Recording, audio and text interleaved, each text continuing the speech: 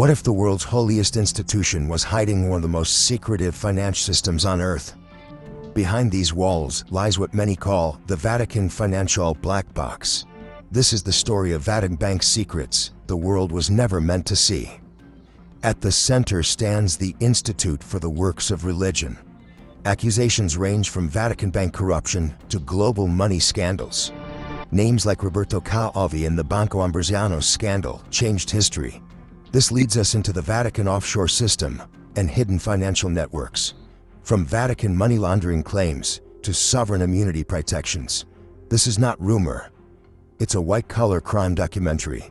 If you want offshore banking explained and global financial corruption exposed, keep watching. What if I told you that the most sacred square mile on planet Earth hides one of the most sophisticated financial systems ever created? When you think of the Vatican, images of the Sistine Chapel, silent prayers, and the Pope blessing the faithful in St. Peter's Square probably come to mind. For centuries, we've been taught to see it as a symbol of charity, faith, and ancient tradition. And this investigation is not a theological accusation. It is a historical and financial examination of how power operates behind the scenes. Behind the heavy bronze doors, past the stoic gaze of the Swiss Guard, exists something few people ever question. A financial structure so protected, so untouchable, that even Wall Street's most aggressive hedge fund managers would envy it. We're talking about the IOR, the Institute for the Works of Religion, commonly known as the Vatican Bank. This is not a simple place for donations or church expenses. It is a sovereign financial entity, operating beyond the reach of national governments, tax authorities, and for decades, even law enforcement. Have you ever wondered how the world's most powerful individuals move money when traditional offshore havens start attracting too much attention? Stay with me until the end, because what you're about to uncover about the so-called architecture of corruption will fundamentally change how you see the intersection of faith and finance. While the public focuses on spiritual messages, a parallel financial system has quietly existed for decades, built on opacity, sovereignty, and silence. In the world of high-stakes white-collar crime, there is no shield more powerful than sovereignty, especially when that sovereignty belongs to a recognized state that issues its own passports and answers to no external authority.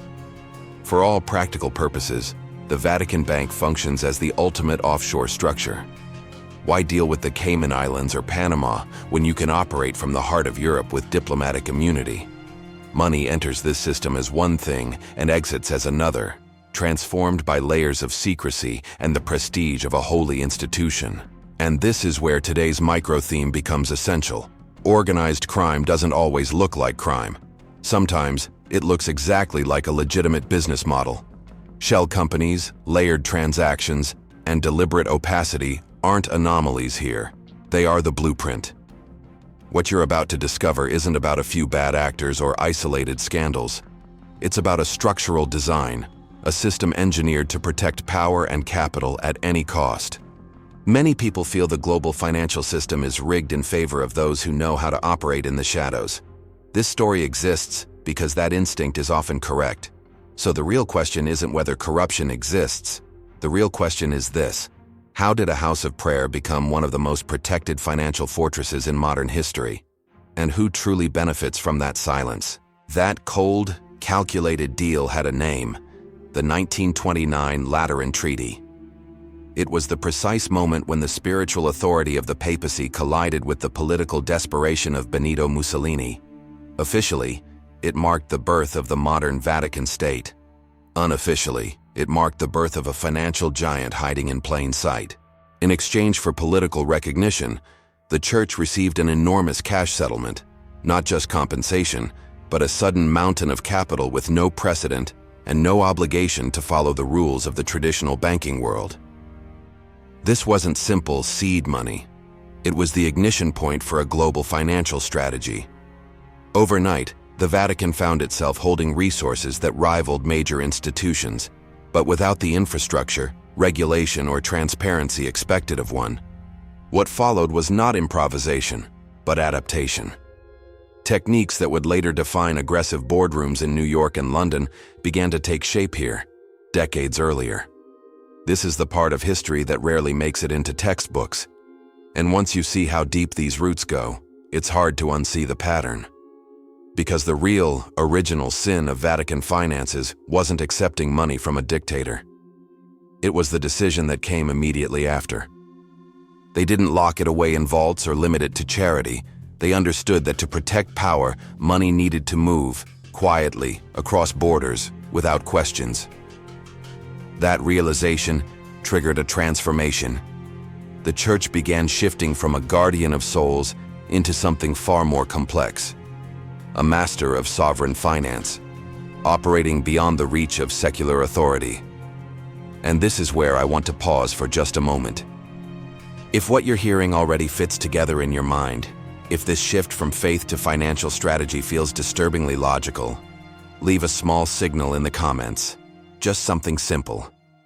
Because this story only gets darker from here, and the next step is understanding how sovereign immunity was perfected into a system that answered to no one. What started with Mussolini's deal didn't end with Mussolini. It became the foundation for a bank designed to be invisible, untouchable, and permanent. And as we move forward, you'll see how this single decision set the stage for the most audacious financial scandals of the 20th century.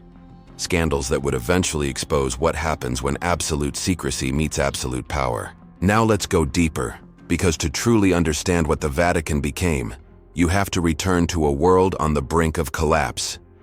The year is 1929. Markets are trembling, governments are desperate, and the Great Depression is about to tear the global economy apart. While nations brace for chaos, the Catholic Church stands at a crossroads that will quietly redefine its future. For decades, the papacy had isolated itself, refusing to recognize the Italian state that stripped it of territory. But behind closed doors, a dangerous realization was taking shape. Spiritual authority alone could not survive a modern world without money to protect it. And this realization would lead to a decision that still echoes through every scandal we're about to uncover. This is where Benito Mussolini steps into the story, not just as a dictator craving legitimacy, but as the trigger for a financial transformation few people fully understand. The Lateran Treaty wasn't a symbolic peace offering. It was a financial detonation. In exchange for political recognition, Mussolini handed the Church an enormous payout, 750 million lire in cash, plus another billion in government bonds. In today's terms, that's billions. This wasn't charity, it was leverage.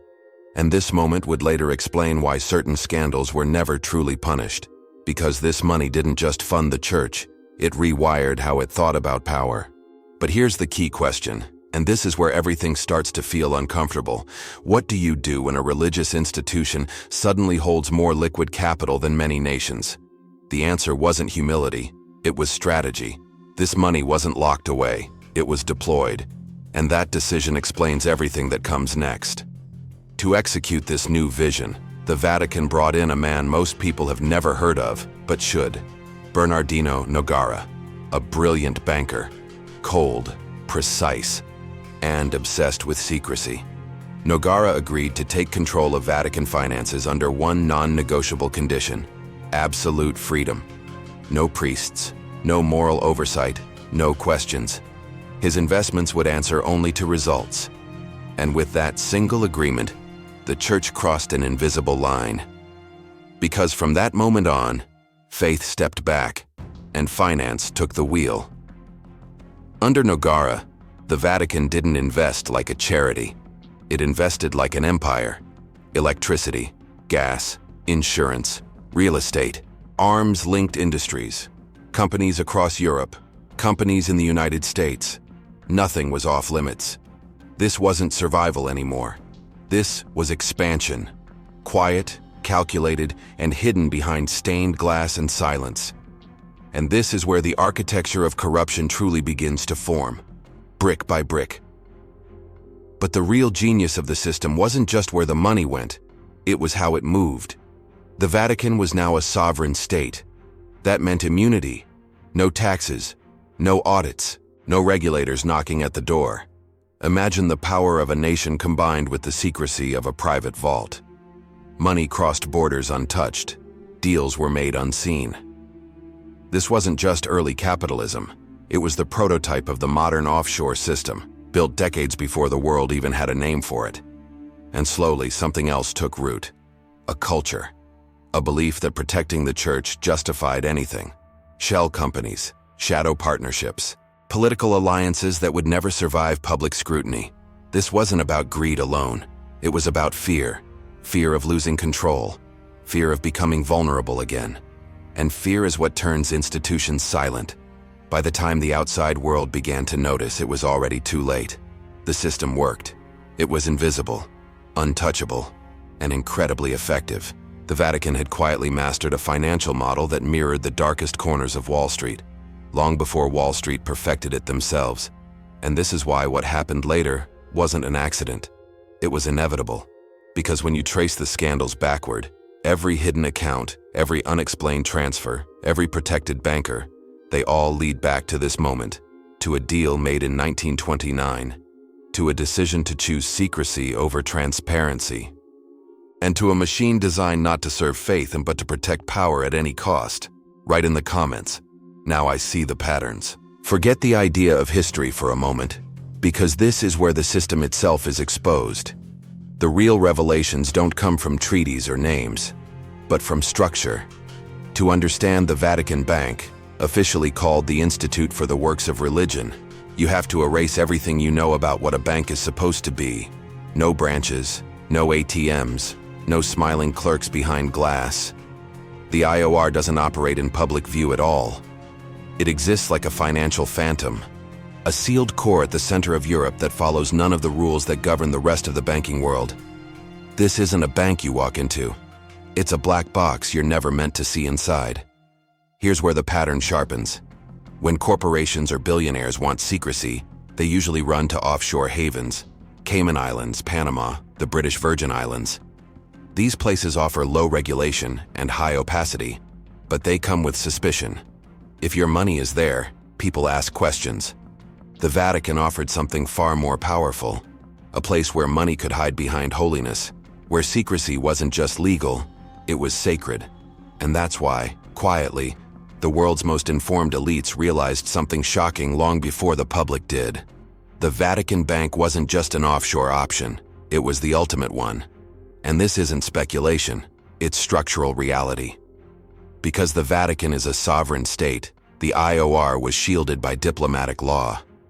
For decades, its books were immune to European transparency rules, international audits, and global banking watchdogs. Money could move across borders labeled as religious works or charitable missions, often protected by diplomatic channels that no customs officer or investigator was allowed to inspect. Imagine that for a second. A financial pipeline that law enforcement is legally forbidden to open. That single fact alone should make you uncomfortable. Here's the mini shock most people never hear. During key decades of the Cold War, the Vatican Bank was one of the few institutions on Earth capable of moving large sums internationally without triggering automatic government reporting. While other banks tightened controls, the IOR operated in near total darkness. That made it invaluable, not just to donors, but to anyone who needed money to disappear. Political slush funds, undeclared wealth, operations that could never survive daylight. And this is where outrage should kick in. Because unlike Wall Street firms, the Vatican Bank didn't answer to regulators, courts, or independent auditors. On paper, it answered only to the Pope. Internally, the logic was simple and dangerous. If the mission of the church was being served, then the methods didn't matter. No external oversight, no enforced know your customer rules, no public list of account holders. This wasn't a loophole, it was a vacuum, intentionally left open. The system itself mirrors modern hedge funds and shell companies, not metaphorically, but mechanically. Layers of ownership, intermediaries stacked on intermediaries, dioceses, charities, and religious entities functioning as financial shells. Money entered dirty, passed through complexity, and emerged clean. That's not theology, that's laundering. The same principle used by organized crime worldwide. Bury the truth under enough structure that no one can trace it back. And inevitably, the worst players noticed. Because when you build a fortress designed for secrecy, You don't just attract believers, you attract predators. Criminal organizations saw what Vatican insiders already knew, a system no one dared to raid. Combine sovereign immunity, moral authority, and Wall Street-level financial tools, and you create something above the law. That is the true architecture of corruption. A place where the sacred and the criminal didn't just coexist, they protected each other. But every fortress has stress points, and when cracks finally appeared inside this black box, what leaked out wasn't minor misconduct, it was scandal, violence, international collapse, because a system designed to hide money will always end up hiding men who thrive in darkness. And that's where this story goes next. From structure to faces, from architecture to blood-stained consequences. Write in the comments, the pattern is clear. Forget theory for a second, because this is where the system stops being abstract and starts leaving bodies behind.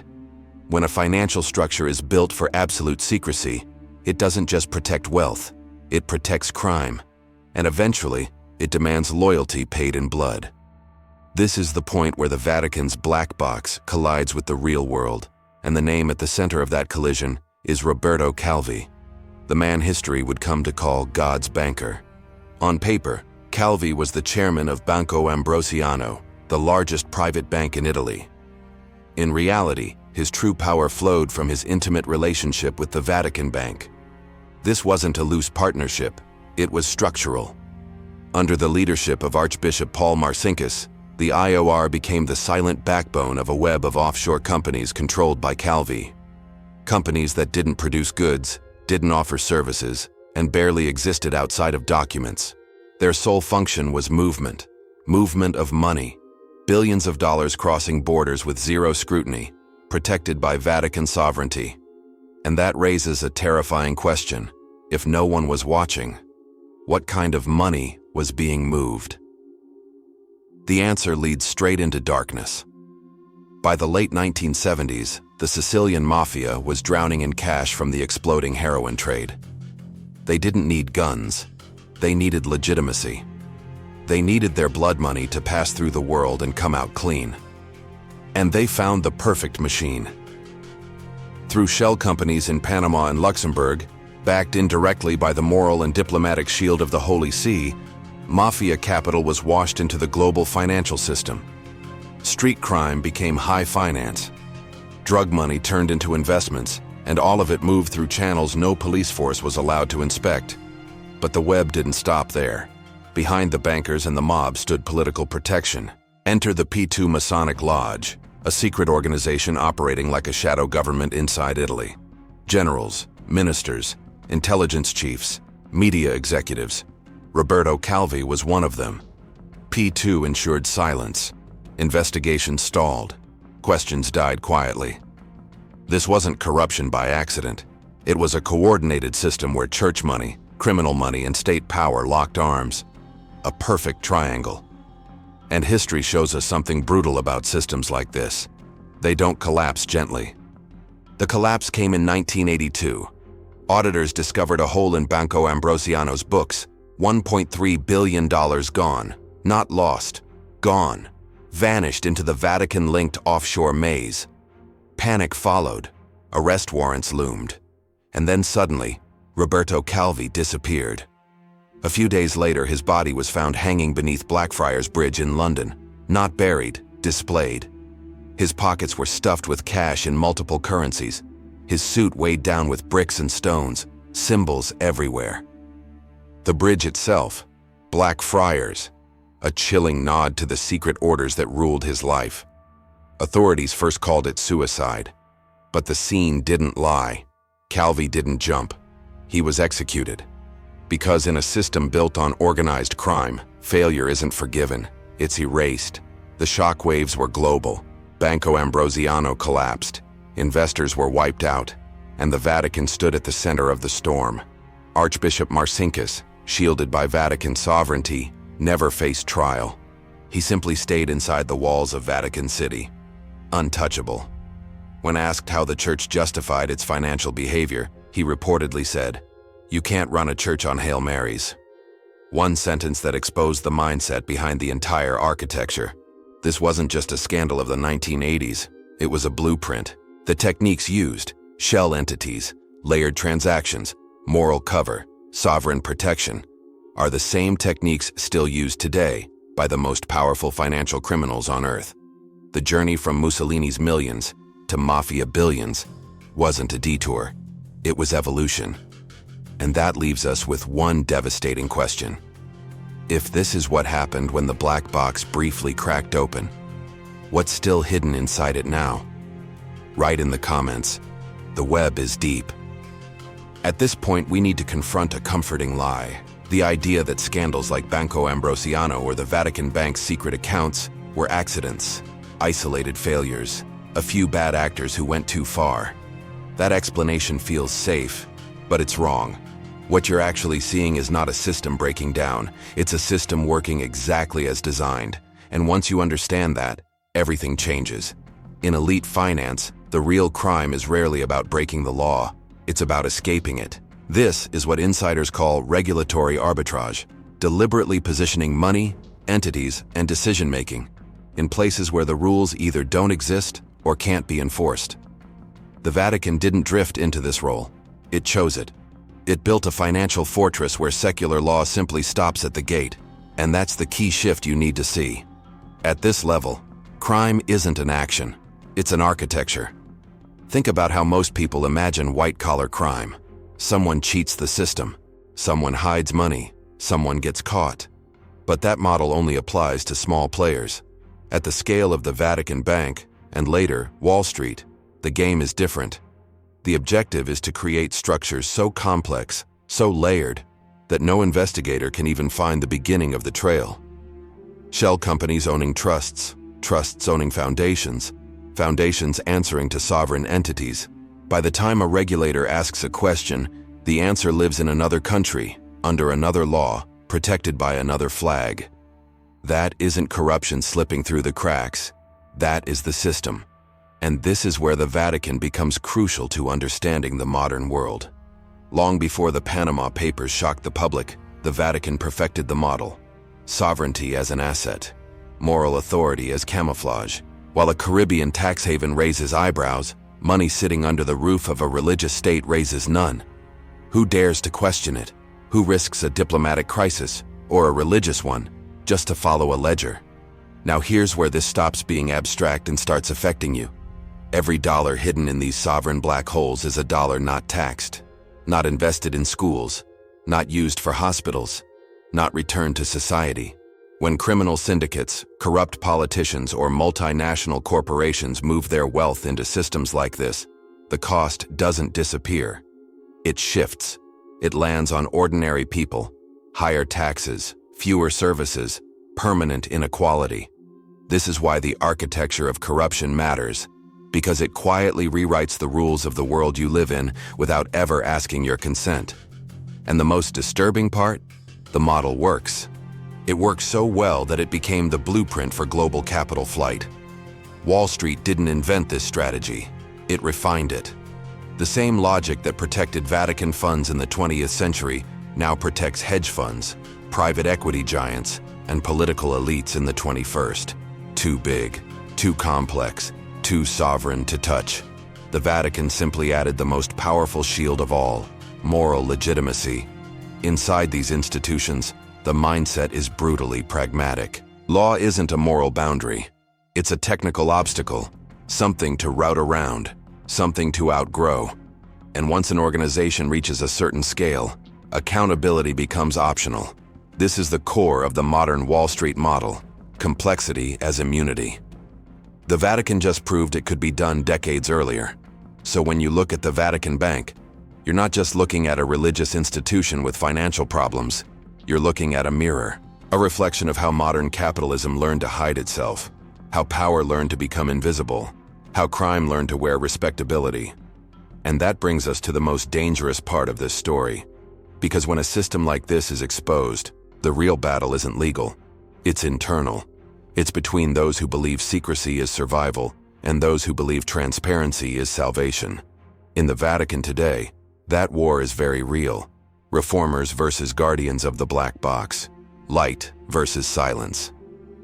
And in the final stage of this journey, we're going to step into that conflict, where the past collides with the present, and where the question is no longer about money, but about the soul of the institution itself. Write in the comments, the system is the strategy. We're no longer talking about history stained in old documents or bodies found under bridges. This is happening now. When Pope Francis assumed leadership of the Vatican, he didn't just inherit a spiritual mission. He inherited a financial machine built to survive scrutiny, resist oversight, and protect itself at all costs. A machine designed long before him, but still very much alive. And from day one, his vision of a poor church for the poor put him on a direct collision course with that system. Francis understood something crucial. In the modern world, moral authority collapses the moment hypocrisy is exposed. That's why he brought in international auditors, transparency experts, and external oversight, an unprecedented move inside Vatican walls. But the reaction was immediate, silent, methodical. The old guard didn't protest publicly. They resisted quietly through complexity, delays, and legal smokescreens. This wasn't a disagreement about accounting. It was a fight over identity. On one side, reform. On the other, a belief that secrecy wasn't corruption. It was survival. And then came the moment that proved the system never really changed. In 2021, the London property scandal exploded into public view. Over $200 million from Peter's Pence, donations meant to help the poor, were funneled into a luxury real estate deal in Chelsea. Secret brokers, inflated prices, offshore shell companies, a financial maze so complex it mirrored the Calvi era almost perfectly. Different decade, same blueprint.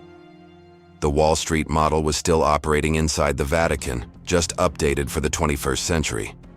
For the first time in history, a cardinal stood trial inside the Vatican for financial crimes. On paper, it looked like accountability. In reality, it exposed something far more disturbing. Even while preaching transparency, the Church was still battling a system engineered to resist it. Sovereign immunity, no external audits, no binding oversight. A bank protected not just by law but by faith itself. This is where the conflict becomes deeply personal. How do you regulate a state that answers to no one but God? How do you audit a bank that exists beyond the reach of the continent it sits in? The Vatican didn't just participate in the shadow economy, it pioneered it. It proved that sovereignty is the ultimate financial weapon, a flag, a passport, and a moral shield strong enough to stop prosecutors before they even ask questions. And that legacy didn't stay inside Rome. Every offshore haven, every opaque trust, every corporate maze designed to avoid accountability carries traces of the Vatican model. The real cost of that system isn't measured in money alone. It's measured in broken trust, in faith eroded, in the growing gap between what institutions preach and what they practice. So here we are, at the edge of the story. A church standing between light and silence, a system that only survives in the dark. The question now isn't whether the truth can be revealed. It's whether the institution can survive once it is. Write in the comments. The light reveals the truth.